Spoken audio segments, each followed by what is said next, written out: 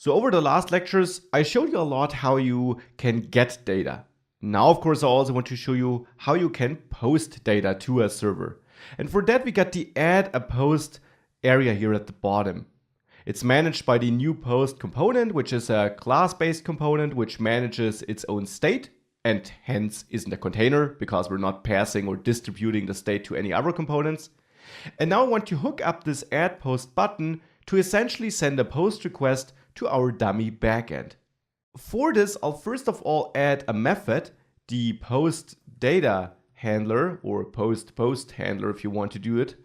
And in there, of course, I need to use Axios. Now, first of all, let's hook this method up by adding the onClick listener down there, this post data handler. And now let's import Axios so that we can send a post request.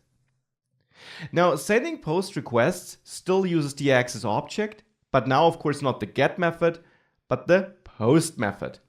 The post method still takes a URL as an input, and for our dummy backend, we can simply use the same URL we used for the get request. It also accepts post requests.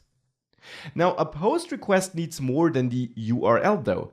It needs a second argument, which is the data we want to send. Because obviously a post request without data doesn't make that much sense.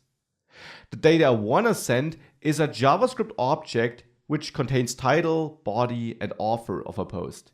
So I'll create a new constant which should be a JavaScript object, and there I will set a title to this state title. I'll set the body to this state content, and you can of course choose any properties you want here for that object. And I will set the author to this state author. Again, you can add more, you can expand this form here at the bottom, of course. Then I will set post, this constant here, as a second argument to the post method. And of course, this is just called post because what we're submitting is some data about a post. You can name this whatever you want. You can also name this data. Now you can also pass a third argument to configure this request, but we don't need that here.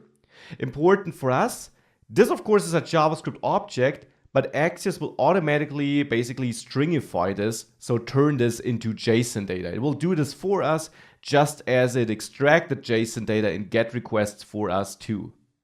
And now this also of course runs asynchronously. We can listen to the response just like we can do it for GET requests, and we can print it to the console here. Now let's try this out. Let's save this. Let's open the console and let's enter some content here. This is some test content. Maybe switch the author to menu and hit add post. And here's the response. Status text 201, which indicates that it was successful. And now that dummy backend here won't store the data, of course. It just returns the data in the response so that we can see that we did send it successfully, and looks like we did. This is the data we did send. Again, for a real server, of course, for your own server, you probably have some logic on the server to then also store this in the database. This is how we can post data. That is all that's to it. Just exchanging the word here, the name of the method, and passing the data as a second argument. And now we can also send data to servers.